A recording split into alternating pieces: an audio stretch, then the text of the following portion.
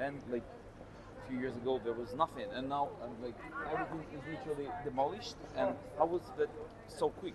So this one, when Craig Calhoun, the director of the LSE, was here, I actually used to describe this project as open heart surgery in the middle of the LSE. So all of you will remember how important Houghton Street is to the LSE community, and again, some of you going back in time, you will know all the posters you used to have down Houghton Street. So effectively, we closed Houghton Street, closed the end of this, and then created a barrier around the whole space.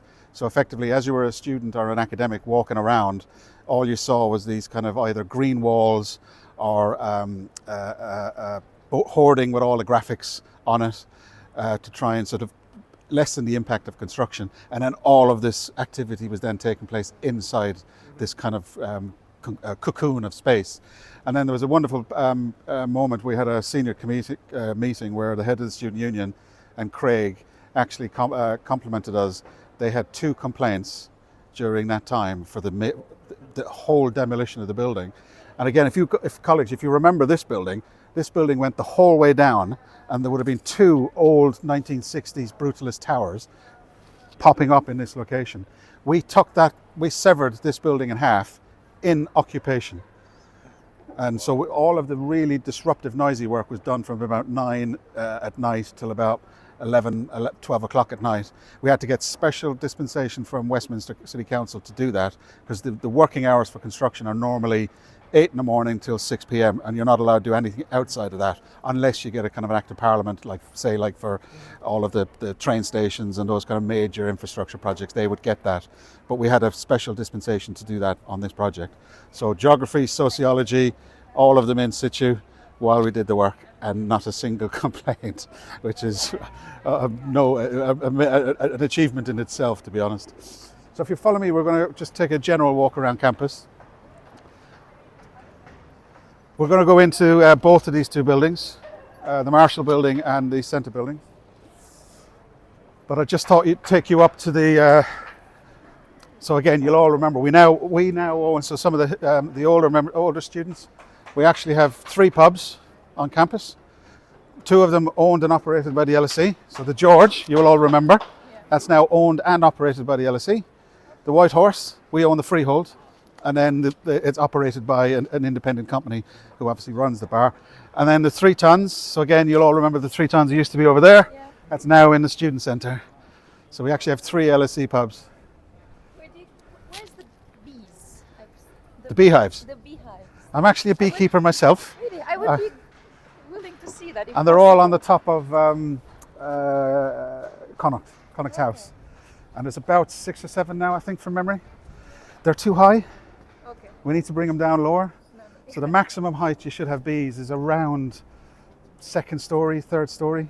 Anything above that, and they're literally coming into land a little bit dodgy because of the wind turbulence that's up there. Yeah. But they actually are doing really well. So we have LSE honey. So there's a jar. You might be able to get a jar of the honey in the shops areas. Okay. So because we have our own beehives. So just follow me this way.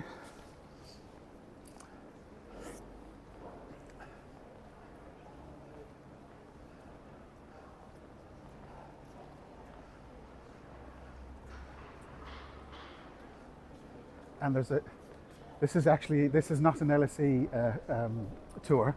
This is actually a public Westminster. So you can hire tours of the city. That's what this is. And obviously the Curiosity Shop is what I'm bringing you here to see. That's why I'm here. It's been redone because it's been redone. Yeah. It's been redone. So effectively, I thought actually come away from the bookshop. So effectively, when we were building this building, the old Curiosity, for those of you in the newer students will remember, it was falling down. Some of the tiles were actually falling off the roof. Go back in time a little bit, obviously it had a little bit more solidity to it, but over the years it started to deteriorate. It's grade 1 listed, so it's one of the top listings.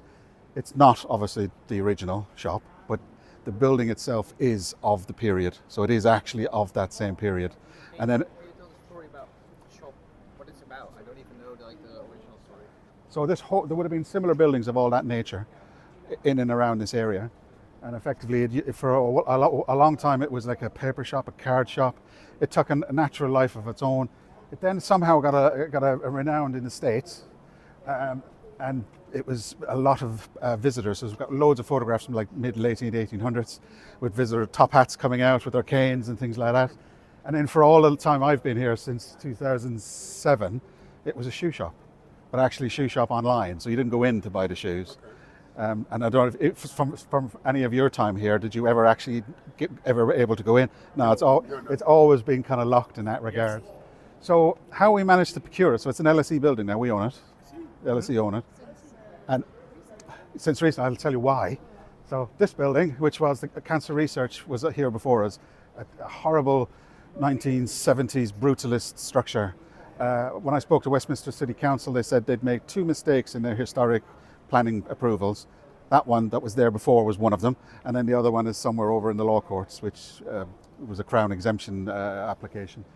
So when we said we were going to knock it down, and again, this was so going back, it's about 8 years ago, before this whole, the carbon saving embodied carbon, etc., etc. If I was doing this building again, it wouldn't look like this. It would probably have a different, which I can explain the new building we're about to do. Mm-hmm. So as I was talking about, we've got a brand new building. Each one of these concrete panels you see is anywhere from 6-7 tons each. And I have to lift them over the grade 2 listed building. It is a criminal offence to damage a listed building, not a civil, a criminal offence. To not look after the building, a criminal offence, and you can get, and then the institution can have a civil penalty as well. But somebody can go to prison for doing something bad to it. So I basically presented to the LSE community, LSE management, saying, I've worked it out, it's going to cost me about £1 million to build this building in double handling because I'm not allowed lift over this building. So I suggest we buy it. And we bought it for less than £1 million. I won't tell you how much, but we bought it for a lot less than that figure, which meant I could lift the panels over. And obviously the acceptable risks then is, we don't generally drop 15-ton panels, if that makes sense. Risk management. It's risk. So in terms of the construction, it was risk management in a purest sense. Yeah. So this building wasn't here at all during our last 2019. In your last tour, correct? Yeah, we would have been building it. Yeah. So we finished this. It's been in operation 1 year, a year and a bit now. Okay. And then as soon as we finished that, we realised the poor state of the neighbour next door. So clearly we've just finished refurbishing this. So we've done the outside. Correct. So everything was kind of falling apart. The roof, back in those days, they would just literally find a log that's on the fork, the shore of the river, and they'd use that as the rafters. So all of the materials that we had to go in were all originally, so all old school craft to actually fix the building. You're not allowed to use like an ordinary nail you'll buy in a shop. It's got to be a nail of its period. So we've spent quite a bit of money putting that up. Another great story is, for those of you who remember, that sign is not the original sign. You might notice the font is different. So we went back in time and I found a photograph from 1880, and the colours on this building are the original colours of the building. So they're not just, you might look at them and you might remember it all as white and a little bit of bluey dark green. These are the original colours of the building. So working with the planning, the conservation colleagues, we suggested we're going to put back the colours. They went tick in the box. We're going to repair it back to its original condition, tick in the box. But when I found the font, I said I'm not going to put the font and the words that were on the building from 1930, because we've now got this photograph, great photograph, and illustrations even mid-1800s from newspapers, and the font is the font you see. But what they had done is they had spelled immortalized with a Z for the American market I've just mentioned earlier. Okay. So then I said, it's the LSE, we can't be spelling that with a Z. Right. And they went, no. And I went, I beg your pardon? We can't. So they agreed that the font should go back to the original font, but actually challenged the Z. So then I did an appeal with and obviously logic prevailed, and they've allowed us to spell the immortalized with an S. Because I can imagine Twitter would have been afloat with photographs with the LSE don't know how to spell, blah, blah, blah, kind of thing. Just imagine all the back and forwards of what seemingly petty emails. Yes. Of all the nuances that dealt with this. Oh, there was a lot of emails, but luckily they were very practical about it in the end. So we've got a good relationship with them. Why a text on the facade and not a placard or something, or like a little sign? So back in those days, it would have all been hand painted. So if it was a sign, it still would have been hand painted on something to then go on something. Nowadays we've got all the machines that print it all off, so that this is hand painted as well on site. So when was the text added that immortalized by Charles Dickens? The original text. Yeah. The original would have been early 1800s. So that is part of the antique. It was always there, Because yeah. It's yeah. such a modern font. Yeah. I'm kind of like. No, that font. So that's the font we found in a photograph from about 1860ish, I think, from memory. No, really. Yeah. Whereas the font later is more Gothic-y. It's a Gothic font. It was the font that you would have recalled when you walked past. It was a more Gothic type font. But that's the original. The sans serif is the original. Yeah. So we found the photographs from the original. Are you going to open it up, or are So you at the moment, the money we've spent on it is only on the outside. You can see there's lights hanging up. Yeah. I mean, I'm a slightly larger gentleman. I struggle going up the stairs in there. My head is like, I'm going up the stairs like this. So we're looking, potentially it could be a student entrepreneur space, a coffee shop, like a tea shop, something like that. Because again, we now have the public square. So you're currently standing on, Hi. if you head back to the group. Yeah. So you're currently standing in a public highway, Westminster Public Highway. So working with Westminster, the colleagues we had to do this with, really productive relationship we built with them. For those of you who remember the St. Philip's building here, there was loads of car parking spots here. The cars could drive up here, park and come and go. And you as a student were tripping on the tiny little path that was on each side. So we went to them and said, we'd like to pedestrianise this space, but it's Westminster space, not LSE, but we'll pay to do it. And it obviously finishes the building. So the architect actually designed the landscaping for this space and the light fittings. You can see there's a continuity of design, which obviously just makes the whole space complete and as one, as opposed to two different organizations doing their own thing separately. So again, that was a road as well. So we'd have delivery lorries, beer lorries and cars coming and going on this space. So we did the same about this one. So again, we will do the traffic calming, we will pedestrianize it, and we'll pay for it as the LSE, and fully accepted. And we can then create. If you, it is a Friday. If you come here later on, if you're staying, the George pub, which is the LSE pub, that space there is normally manic with students. So this whole frontage is fully animated now, and there's a lot of sort of activity that takes place. Whereas before, it had that you're walking in the middle of the road, especially here. Every student coming to the LSE, this is kind of our front door from the Holborn tube station. I'm guessing most of you might have come that way today. And you enter from this space. But historically, there would have been two tiny little footpaths, left and right. And then you would have been walking in the road, taking your, nowadays, headphones, head down on a phone, not paying attention. So we built that story and logic with Westminster, and they've accepted that. And we're intending to do it also now on the road heading towards the 32 Lincoln's Inn Fields, which is the economics building. The W. Arthur Lewis building. Which one? W. Arthur Lewis building. Oh, Arthur Lewis, which is 32. Oh. 32 Lincoln's Inn Fields. We can probably look at it from one of the terraces. Right, we're going to go into this building. Feel free to throw questions at me as we go. So can you tell something about the design aesthetic, what they chose on the? Did you design this? Yeah, I didn't design it. I was the project manager in a design competition, international design competition. Like, what's the reasoning or the thought behind it for that you?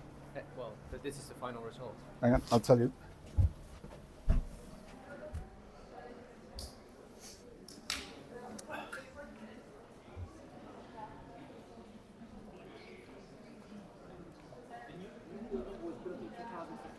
And now it's being refurbished or something. Which one? Sorry. A new academic building.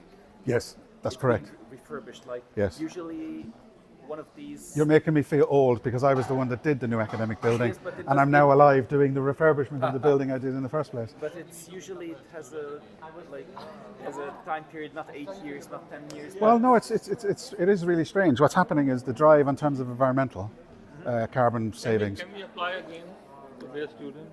I'm sure you could. I'm sure you could. We'd welcome you back. I think we studied in the wrong back.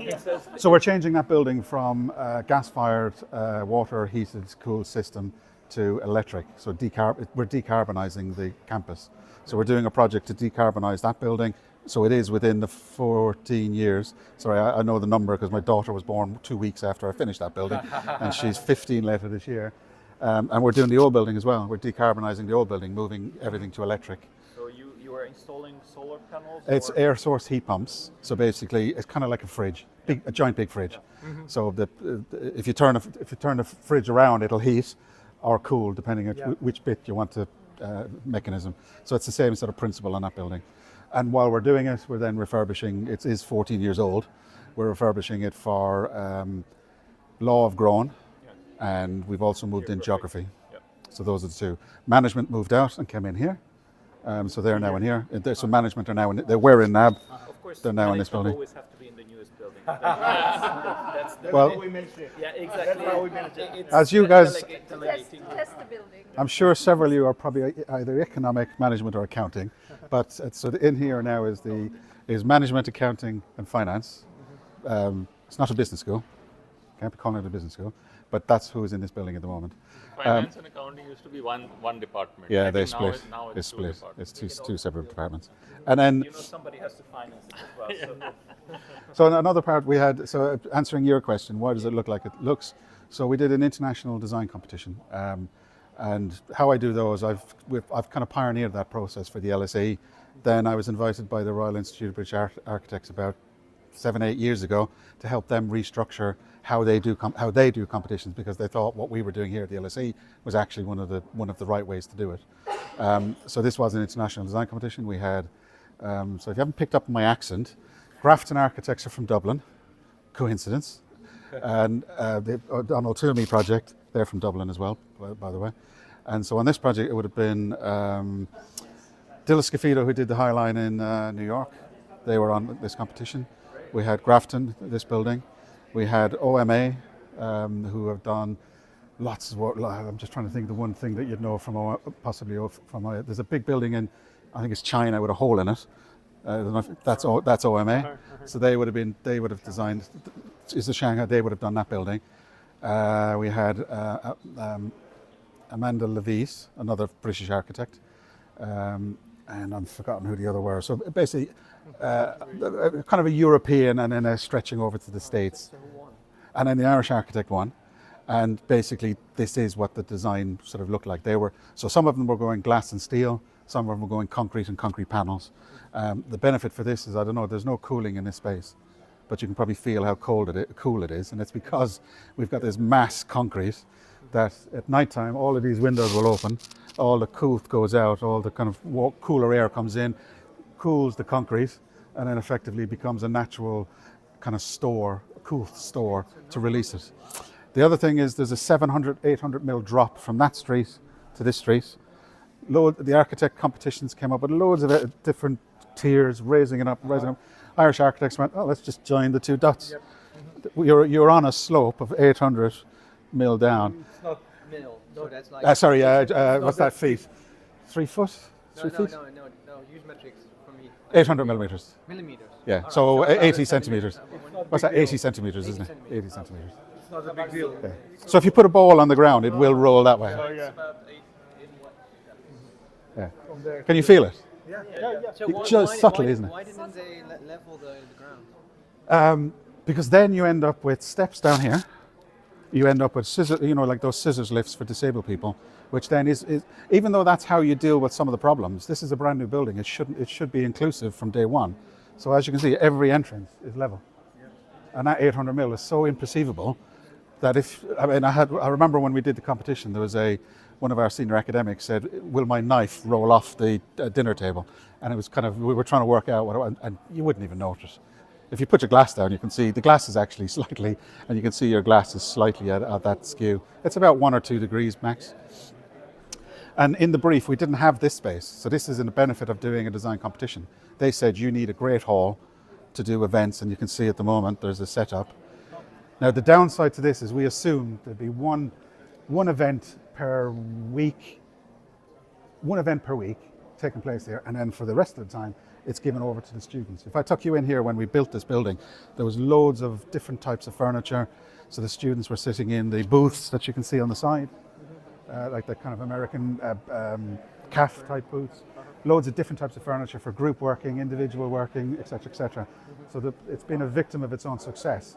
We now have an event in here every night, I think, which means some of the furniture has to come and go, and so we're trying to balance the benefit of maintaining it for students, but actually then having a large These events are only LSE events or LSE. public events? Oh, we can have we can let it out if it's free as well. If it's free that we're not using it. Yeah.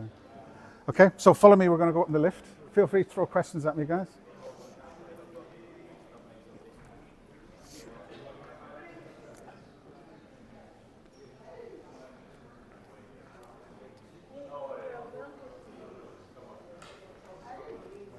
I'm back again, Bruno. I'm back again.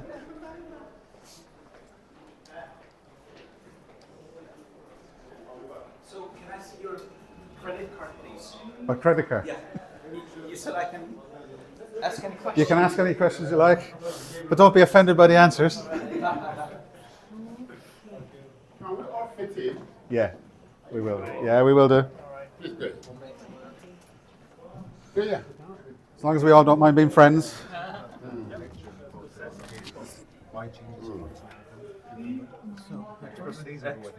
Minus one. Yeah, minus 2. Yeah. I mean, they have those online available. I was just curious because you were interested in psychology as well. I didn't. How long have you got? So how many floors is it? 9. How long have you guys got for the tour? 30. 12:30. Okay, I'll try stop rabbiting. As you can gather, it is my baby. We got the best guide. Yes. The others have all got bits of paper. Did you spot that? You wrote.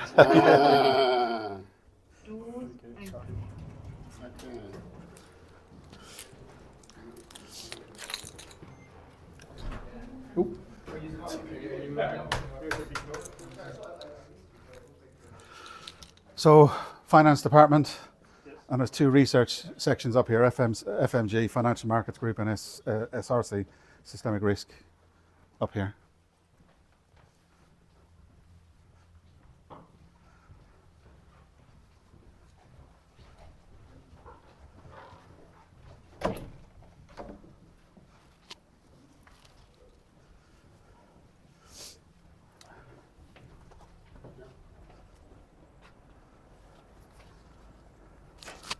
Have I still got? So we're looking. Like in the academic building. There's one other building that I will rush to try and get you to because it's got the best photo op, selfie op, and photo location on campus, which is the centre buildings. And why was it chosen like concrete as It's just the architect. The architect is influenced by Louis Kahn, so their type of architecture would be this more solid form of architecture. Hence the concrete, the cruciform columns you saw downstairs. We ended up calling them concrete trees. These are actually they're multifunction. Some of them are actually doing some solar shade juxtaposition of the building. Every office in this building has got an openable external window. So there's no internal offices that look out into the atrium. So every academic has got that sky and window function. How the architects did it cleverly was they got a load of rectangles and started kind of stacking them on the corners. And that's how this footprint. So how you get then, in terms of planning terms, they just then created this facade, which then uniformed that external appearance, which allowed us to get planning, but then dealt with the solar shading as well. Okay, so this is the public terrace. So when I say public, LSE staff and students. The one above us is part of the research institution from the Paul Marshall, who's one of our donors, and that's the Institute of Philanthropy. So, but there's another terrace above this, but this is the one that all the students would get. And you get beautiful views onto Lincoln's Inn Fields, excuse me, especially in weather like this. Okay, follow me. Anyone scared of heights? Sorry? The investment of that building. Paul's was 30 million, I think. 3-0, Yeah, 30 million. 30 million. including the land. Paul's donation was 30 million, but the actual value of the project was 145 million. Okay. And the value of the land was 80. Okay. And 80 not including, this building was 145 million, all in. Okay. Yeah. So it's about an 90 million construction project, but 145 paying for everything, the utility, the external works, the diversions, costs, fees, utilities, etc., etc. Was there any difficulties that you didn't foresee? No. So another question that people ask me, what would I do differently now that I've done it? The answer to that is nothing. The logistics problems we did have were probably with our neighbours. I said to them we should build together because they were doing something at a similar time. And I said logistically why we should do it, and we didn't. We ended up with 2 different contractors. We got in the ground first, which meant they were always following, and then it caused a little bit of angst between us. But whoever gets the shovel in the ground first dictates what happens, and that was us. Other than that, no, we end up with the usual problems on the centre buildings. There was that thing called Brexit, which caused me a £3 million problem in terms of sterling devaluation. The cladding contractor was from Austria. He gave us the price in euros before June 16. Was it June 16? And then obviously it went up exponentially accordingly. If you take a look down from this railing, if you're not scared of heights, don't worry, don't do it. So everything beneath you is academic departments. Every piece of glass you see is either a meeting room or a one-to-one room or a kind of kitchen, a group area, which is then mechanically serviced. It's forced air into the space. Every other office then has got an openable window. Is there air conditioning? No, so it's mixed mode. It's windows, and so I'm conscious of time. I better keep walking. Have you guys got somewhere else to go back to?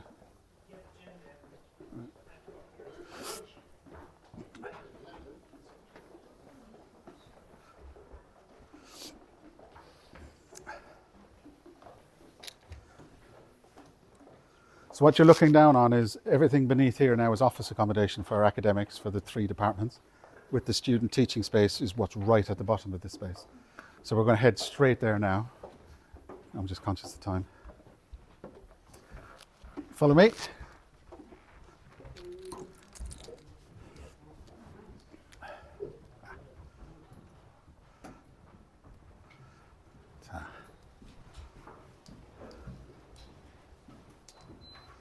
So you can see the trees, the floors, and we've got some case style, Harvard style lecture theatres on this floor.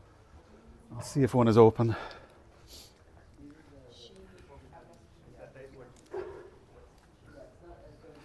Nope.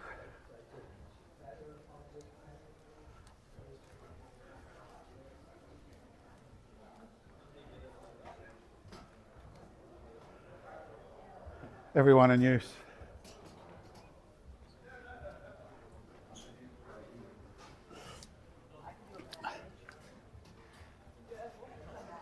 I got 15 minutes left, haven't I? Sorry? Still there. Still there. Still there and still being taught, still being used to teach the large teaching programs. Required during Anthony Giddens' time. It was very clever. So that's looking up at what we were looking down earlier. And then if you look over that one, that one then leads you to the ground floor where we started. We ended up calling them trees because the trunk and then the branches.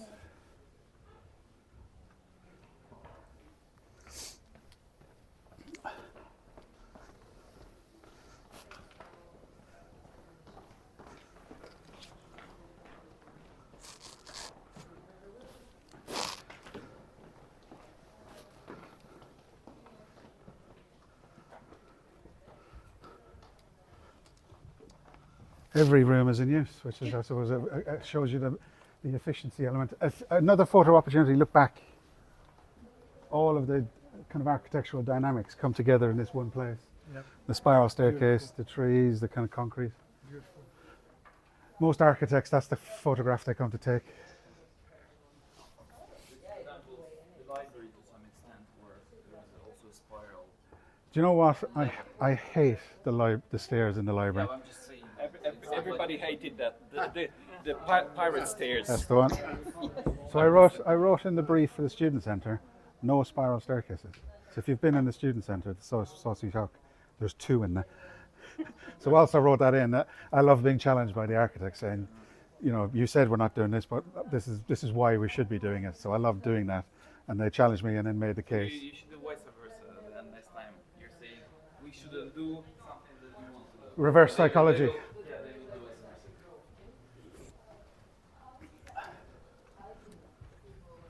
Again, sorry, they're all in use. We'll just head out and go to the other building. Sorry? Everywhere. Everywhere, yeah. External terraces. Even outside. External terraces on the streets. On Yeah. the streets. Street. My my colleagues in IT tell me they can, even as the King's students come down the Kingsway on the bus, their Wi-Fi connects for that 30 seconds as they pass, because it's open every camp, you know, if you remember being a student, you can go anywhere and get connected to any Wi-Fi across the globe.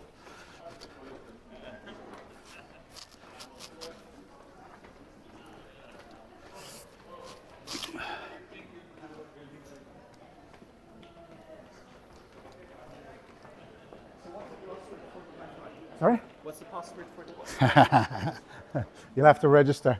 But as an alum, you should be able to get one, I would imagine. So I think you should probably ask for that and see what happens. Right, I'm conscious of time, but there's a sports centre in the basement. Would you like to see that? Wow. Yeah?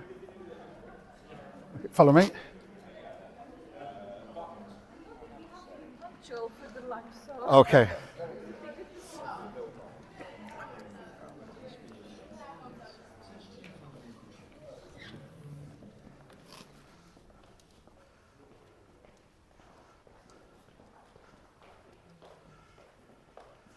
LSE Dance Studio.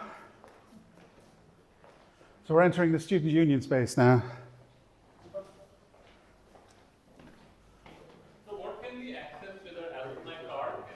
Can we come here? Yeah, I think so, yeah. Well, the Alumni Centre, which I think some of you came from, that's open to you throughout the year.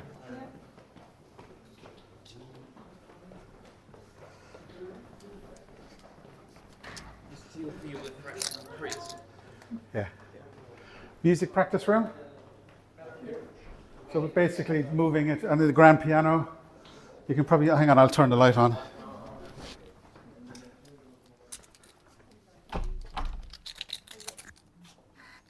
Stay out there.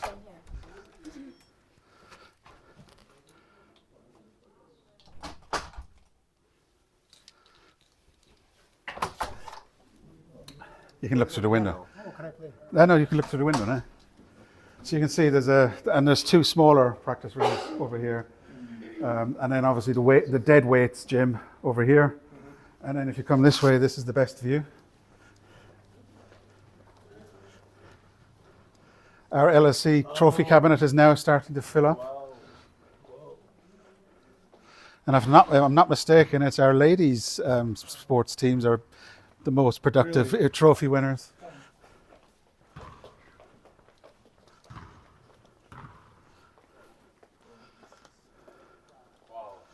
So I bet most of you would have preferred if this was on campus. Yeah. Wow. Indeed.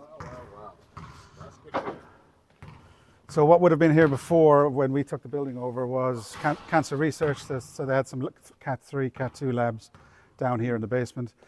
I excavated about 1.5, 2 meters below grade.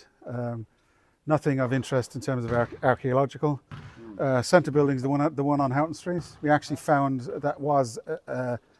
that building is sitting on one of the old gates to Londinium. We found Saxon coins, Saxon pottery. Currently, one of my colleagues said, "Are you going to tell him about the Mola Museum of London material?" I keep remembering to write to them and say, "Give it back to me," because the developer owns whatever you find, unless it's of natural heritage, where then they have a right to purchase it off you. But the finds, I got to bring the finds back, put them in a cabinet, and display them. So, but it's quite it was our colleagues in UCL, the archaeology team there, that did the ground research, and they were absolutely really excited about the find, because it's a gateway. So all the bins were literally on the wall. Outside is all the rubbish bins, and which a rubbish bin back then was dig a hole, chuck it in, fill it, and it was like 50 of them on the side. And then the gate was there, and there sort of was loads of material lost as they were coming through the gates, which they ended up finding as well. So you can see we have a Sports England competition grade facility. Okay, follow me.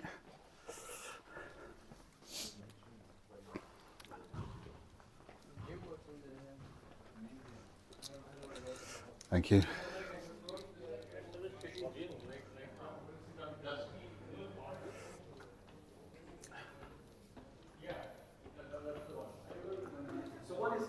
library going to be refurbished from this terrible 20, I think it's down for about 28, 2028.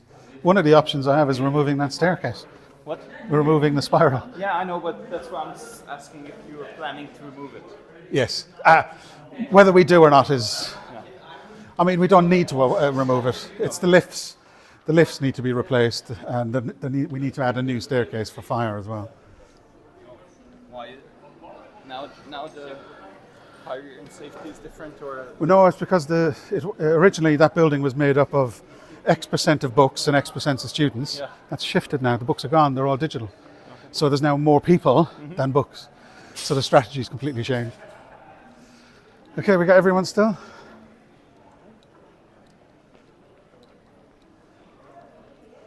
As you can see, you could spend a complete hour and a half in this building alone. Sorry? That's what I was saying. If there's one more building to look at, but you got 6 minutes. 6 minutes. I think we can do it.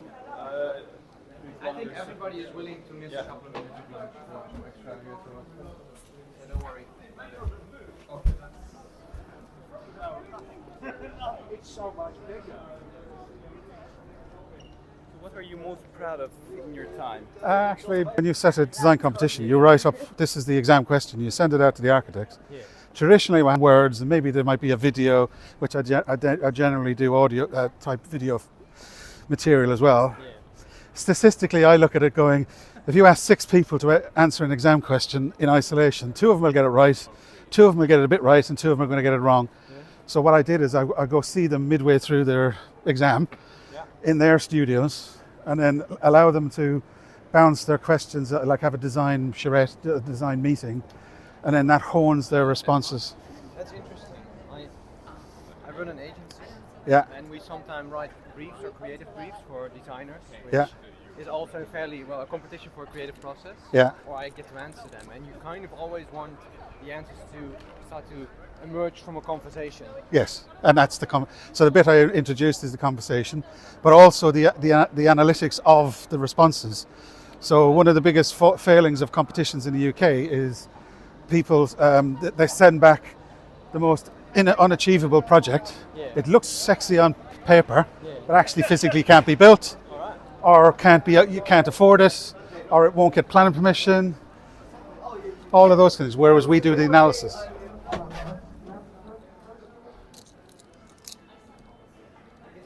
So we analyze all those bits. That's great. I guess it's not easy with an architectural brief because it's such a large, complex project. Actually, I find it so natural for me to do. But wasn't that part of the original competition process? Like some kind of analysis or like due diligence on the idea? No. So you get no. So what's systematically what's happened in the UK is you get a response back, and the architect would either move the site or build something that's double the size it should be, and then no one does the analysis of what that means.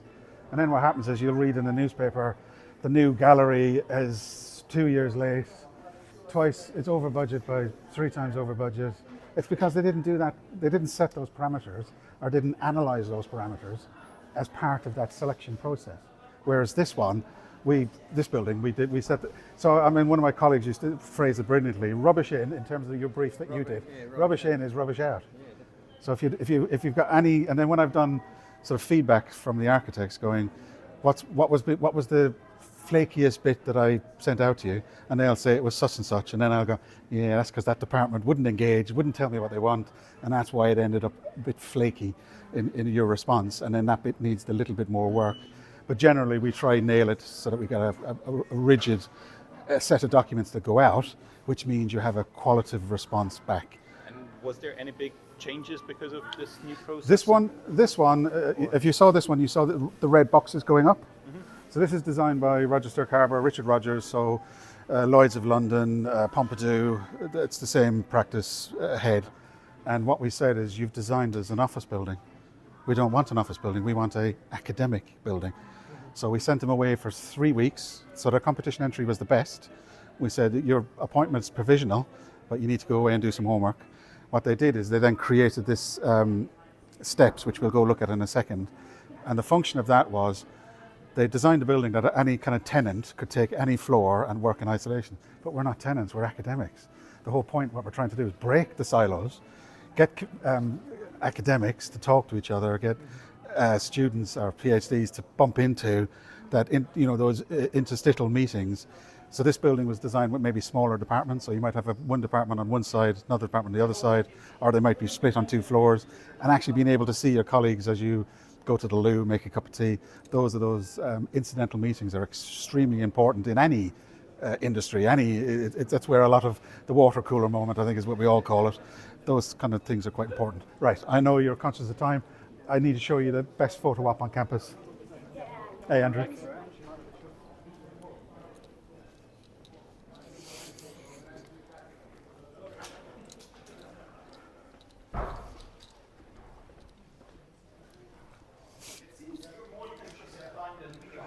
Sorry? You are more conscious of time than we are. I'm a project manager. Yeah. I work to, hence this project was finished on time and on budget. You should come to Germany once. I was in Berlin Yeah, but for the 3 weeks ago. Hamburg Philharmonic. Okay. I went to the 2 unis in Berlin. I can't remember. I can't pronounce. Yes, and what's the other one? There are more like Sorry, in you go. You just got told why I'm taking you up now. Yeah. Which floor? 12. So move in. We should all fit. Yep. Let's get friendly again. I'm going to be for New Year's Day watching the fireworks. They go off the barge in front of the Millennium Wheel. You don't need to pay to. It's the old building over there. No? Yeah. It's about where you can sit in the old times.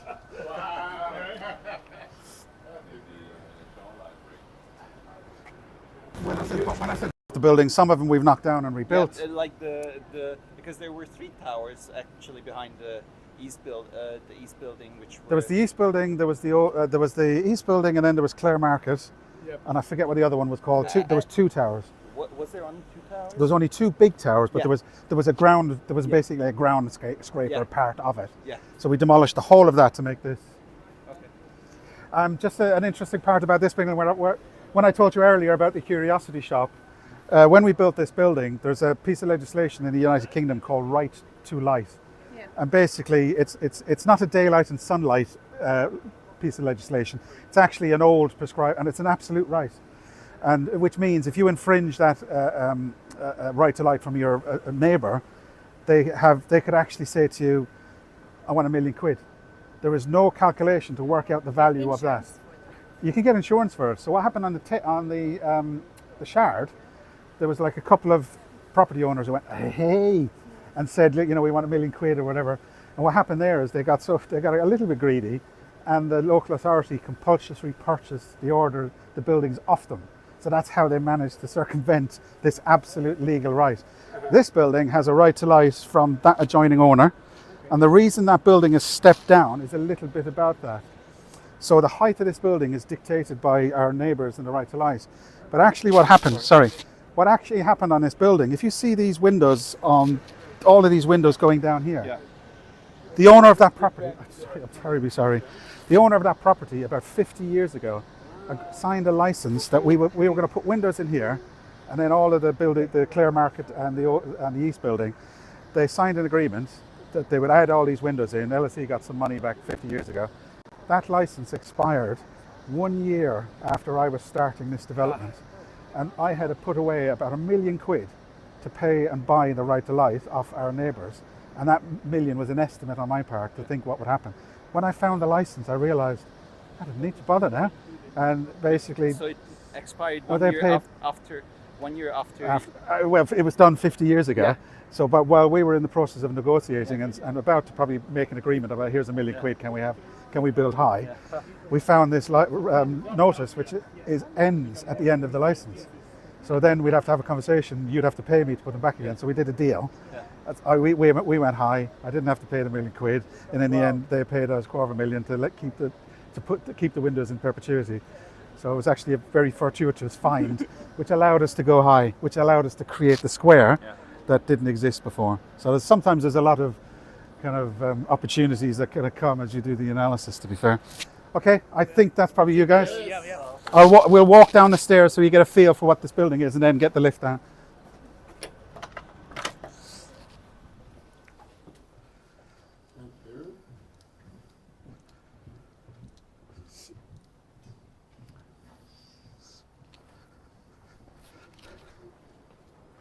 So this is our attempt to break the silos.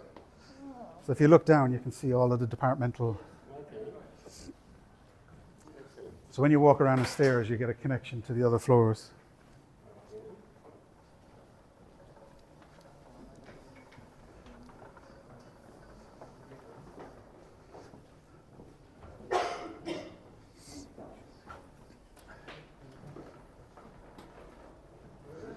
And you can kind of see the campus now in its entirety. Yes. Wonderful. Wonderful. You can get a good feel for the campus from here. Yeah. The directorate is over here, so the director of the LSE's office is just over there. Yeah.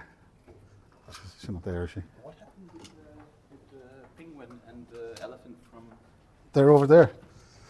You can see the penguin from here, look. Okay, so And the elephant is just around the corner. The elephant, you know, the penguin was stolen. yeah, I know, but Kings. yeah, but We it now- was we- never severed. We never now have found. two. It Oh no, was we found. had the original artist, I think she's from Canada. Yeah. We had a remake, two of them. So it was never found. No, really. It was never found. So that's a replica of the original, and then we have one in storage in case it goes missing again. If the King's buggers turn up again on Rag Week. That might be they might be very jealous, like after all So- those massive constructions, and go in there like, oh, like we did nothing. Well, what happened in this building is the ground where you saw the ground floor, all the seating for the students. It became so successful, we had to put a security guard on the door because Kings were coming up from, Kings Poly were around the corner. Were coming up to use our ground floor space. Wow. Because the Wi-Fi is worked wherever you go. That's great. So we put a security guard to stop them coming in. It was so successful. So I have a question. Is that the old St. Clemens building? Is that like, is it refurbished or is it? No, it's due to be. It's one of my next projects. Oh, because the archway is still there. So Well, it was only half of it was there. Are you going to build it? Are you going to raise it as well? No, it's going to be a refurbishment, the St. Clements. That bridge that you see, I'm taking that down in about 3 weeks. So the building is still the old building. So the St. Clements is still, if you were in geography or I was in psychology. Yeah. I used to psychology, build- it hasn't changed a bit. You are the executioner of my old department. Yes. Squeeze in. Squeeze in, squeeze in, squeeze in. Squeeze in. Press the open button. Hope to the back. Press ground floor. Yeah. So St. Clements is one of my next buildings, and Rosebery and Middleton, total refurbishments. But we're probably not going to knock down.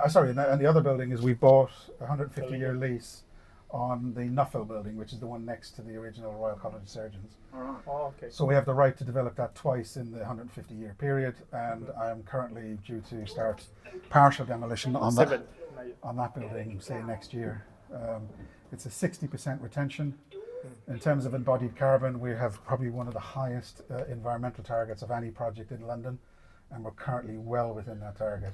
That's great. So really high. We've said really the architect, the Arab engineers, are kind of trying to really making them sweat and work hard to actually achieve it. But at the moment, we're well within our targets that we've set. But do you know, for example, if this cooling function, until how high temperature is it effective? Sorry. On that building, it'll be it's something called passive house. Who asked the question? Where is he? On that building, it'll be passive house, which is an environmental standard. Yeah. And basically, the building is so airtight that at one point they were telling me we had to actually cool the building in winter.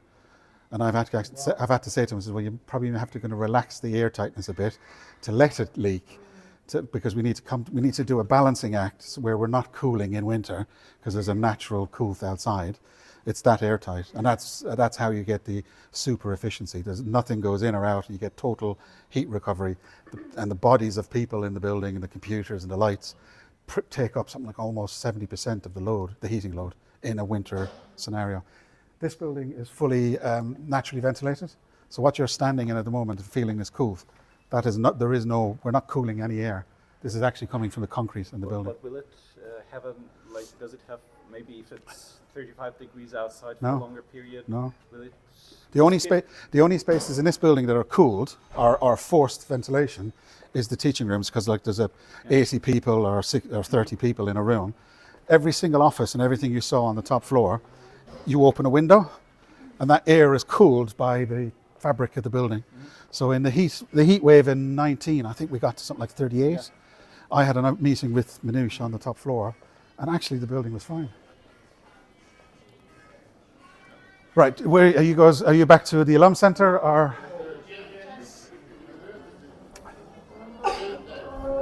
Were you coming to find me? Yes. Okay. I tried to call you. No, We're waiting on them. they deliberately wanted to be a little bit late. We missed our escalator, sorry. The escalator Do you know where Duncan is? Colleagues, hopefully you found that helpful. Thank you so much. You're welcome. Thank you so much.